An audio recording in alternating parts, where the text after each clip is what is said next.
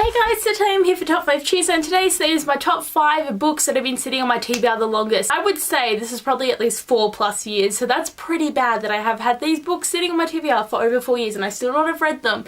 And I need to, but I just haven't because there's so many other books to read and new releases and it just all gets away from me. And because my TBR is so big, I have to really be selective with what I read, so it's hard to do this. So anyway, let's get into the books that I've got on this list. So number 5 on my list is most of Jane Austen's work. I'm just putting her together here because I've only read Pride and Prejudice, but I've still got Mansfield Park, Emma, Sense and Sensibility, Northanger Abbey and Persuasion. I've seen all the movies for these books, but I haven't actually read them.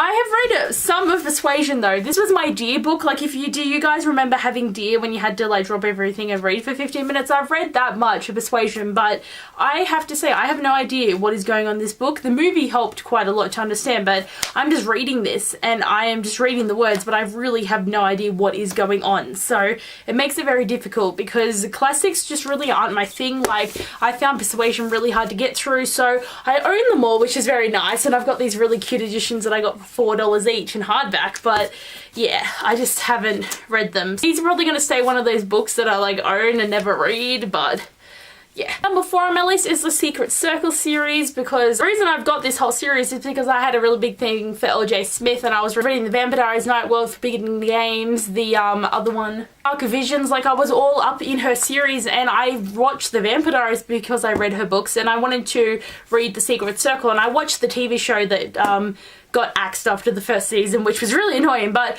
I own all the books, but I just have not done it and I don't know why. I really enjoyed the show and I'd like to see how the book does it, which I think would be really interesting. And like, I've got the first one as the movie edition, but this book's big, but the rest of them are quite small, so I don't know why. I just haven't done this yet and I hope I do eventually, but I don't know. Number 3 on the list is the Alison Zombieland series by Gina Showalter. Like, originally it was a trilogy and then a 4th book came out, so I don't know if there's more books of this. I haven't been keeping up with it because I haven't read it yet. I know I'm gonna like this, but I just haven't had the time to read it. And it's crazy, I bought the first one when it came out, right? So I bought it, and then I bought the second one when it came out, not having read any of these ones. And I bought the third one when it came out, I have not read any of them. Then I bought the 4th one, and I'm like, why do I keep buying the series but I don't actually read it? So this is a problem because I really want to read it because I really love the Alice in Wonderland story and these books should be good, but I just haven't done it because I suck at everything. Number 2 on my list is the True Blood series by Charlene Harris. I feel like a problem here is I don't even own the first one, and it's like I don't own the first one, I'm missing one here and one here or something, so there's 4 in the series that I don't own. And like, these books are so pretty, but I just was like, I got one of these books at one point for really cheap and then I just started collecting them and I haven't been collecting them for like 2 years now. And there's so much dust on all of these books. Like, I'm grabbing them off the shelf and it's like all that dust. That just shows how I am not reading these books, but I really wanted to read them and now I don't really know. But these are really small, so they should be good to, like, look, why is there just this random white two white ones in there? But yeah, I just thought it was gonna happen and then it never did, and I'm just really disappointed in myself. Like, I've got most of this series and I just haven't done it and I just suck at everything.